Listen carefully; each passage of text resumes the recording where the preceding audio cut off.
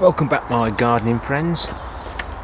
Well, beard's off, and there's one or two videos where you might see with the beard back on again. That's because I've done a few videos before this one, which will be uploaded at 8 PM during the week. This is my raised parsnip box. I prefer to do it like this. Put all the nutrients right at the bottom, and then let the parsnips come. That's a good one. Obviously we can't use this, but this part is the bit that takes all the energy up to this part. Unfortunately this year with the weather, a lot of them have actually gone a little bit woody. That's obviously hit something, and ideally I need another box like this so that I can leave some parsnips in, but it won't be long before we need to start sowing again, so I need to get them all out.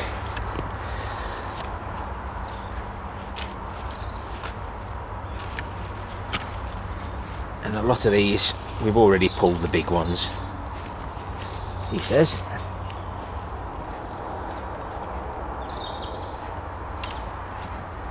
Now that will have hit the bottom of the hole that I made with the crowbar. So that's touching the floor, so that's got to be over 1 metre long. I'll finish getting these out and we'll see what we've got. I've just measured one of them, and it was the one with the curly end at 1.4 metres, so anything's possible in the long parsnip, long root veg for Malvern, so that'll be ideal. I'll give you a little bit of a close-up of these a little bit later on. We'll move on to the carrots as the February vegetable harvest moves on. It's getting to that time of the year where I need to prepare the beds. Now this has had the manure in the bottom. The parsnips, the parsnip bed will be emptied, and right at the bottom that's where the manure will go. So these long tap roots will go down, pick up the nutrients, and hopefully we won't get any forking. But you can see that parsnip there, they're all in real good condition, and I haven't had many fork this year at all. So without clattering into everything, this bed's been sieved but needs topping up because we added a layer to it. And now I need to get the carrots out of there, and that compost sieved, moved into here, and then in the dustbins up there I'll sieve that, adding some other bits with it, sand, etc., similar to what we did in the raised beds in the polytunnel. So I'll set you up and we'll have a look what carrots we've got left. Now for the ones that have followed me, I left these, actually were growing here and they've carried on growing here. Then we took some inside. I've added compost to this to keep them oh, I didn't know that one was there.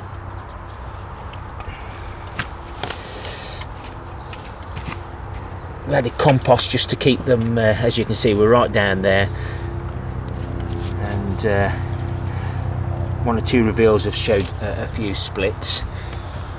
But I will in the future leave my carrots in the ground and then just protect them, because we did, oh, there's another one here that I didn't know about.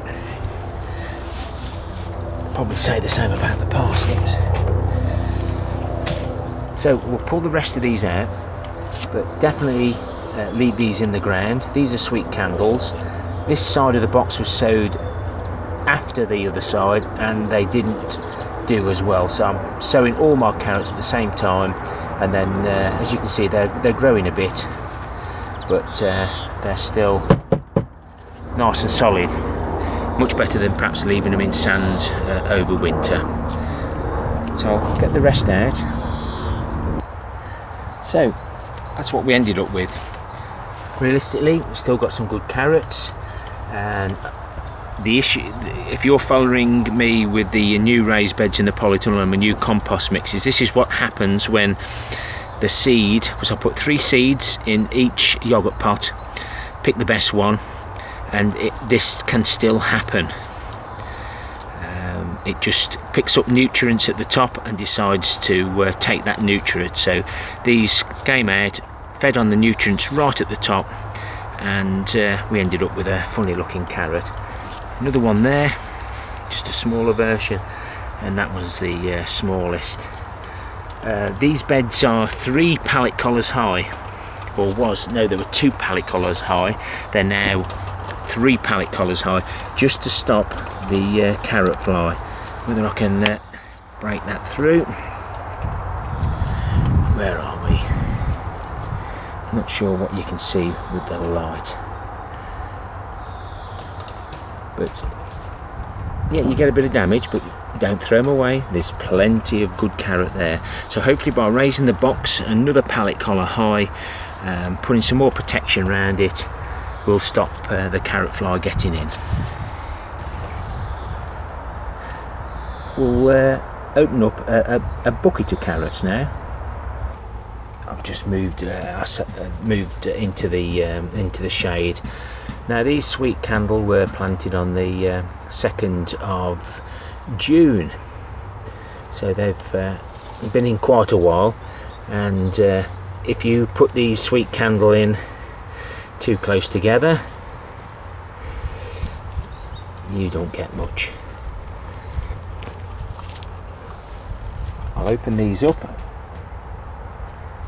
and we'll see what we've got, but you can see what's happening there. The carrot is drawing moisture, keeping itself nice and firm.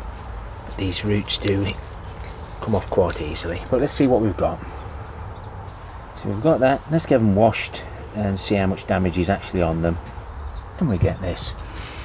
Now some of them have rotted off completely, like those. Some are completely had it, but still fine little bits. I do spend a little, and that's probably gone. But there's nothing wasted because it all goes in the compost bin. That's a decent one, and I think that realistically saving the buckets and overwintering the buckets isn't really viable. But eating them fresh, hopefully kept away from the carrot fly, and well, worth doing. I'll probably do it in the future, but not in the next few years while I'm still at work. A single Jerusalem artichoke in a container. I found this the best way to grow Jerusalem artichokes, nice and easy to harvest and to contain them. So let's see what we've got in this book. I'm not expecting a lot because this wasn't very big. The ones with the bigger roots do get quite a bit in, but we only want a few. Not the best harvests out of the buckets, but it's a harvest. And that's one of the bigger ones. Normally they've been coming out about that size. So really that was the seed, or could be a new seed, and it's produced that. But yeah, I'll have to cut that one up to put in my lunchbox. And I nearly forgot to say, always make sure you put all the soil compost mix back into the bucket that you got it from. You don't want any little bits like that straying into any other parts of your allotment, else you'll be in trouble.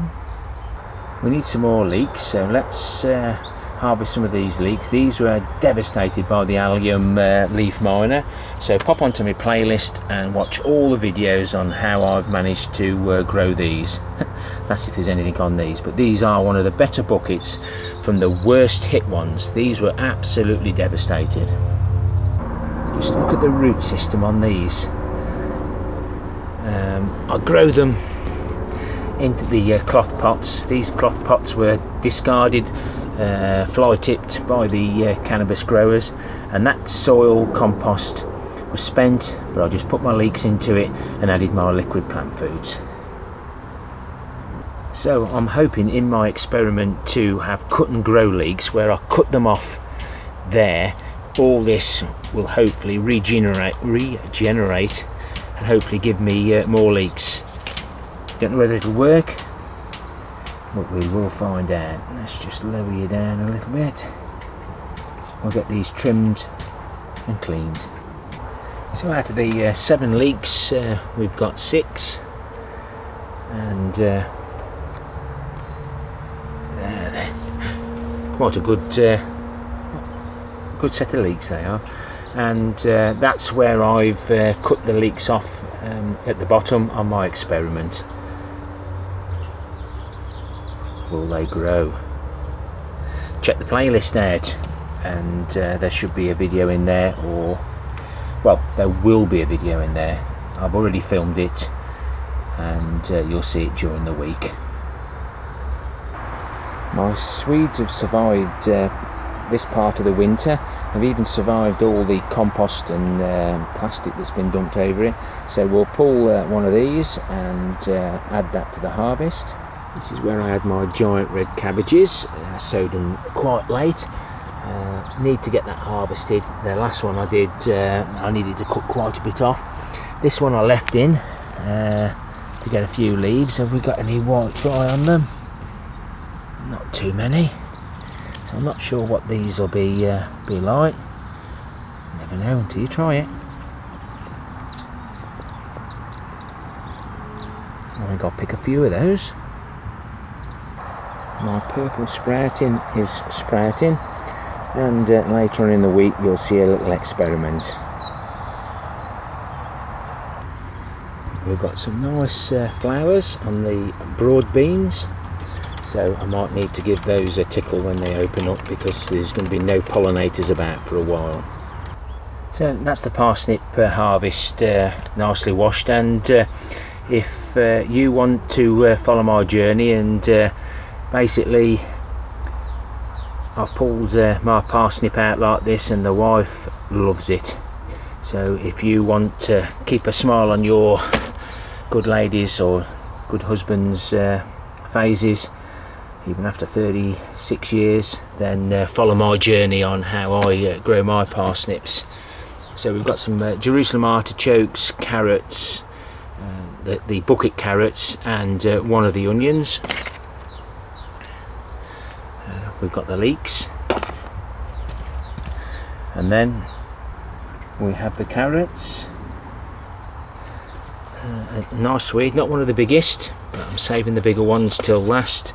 And there's a turnip there that was in the clamp, and all that material is in a bucket, and I'm picking out it. Some of it's good, some of it's bad. But yeah, another turnip. We've got some of the pups from the red cabbage, followed by what turned out to be quite a reasonable red cabbage. Obviously there's centres there, but there's plenty of good stuff there. And I'll go and fetch a little bit of chard.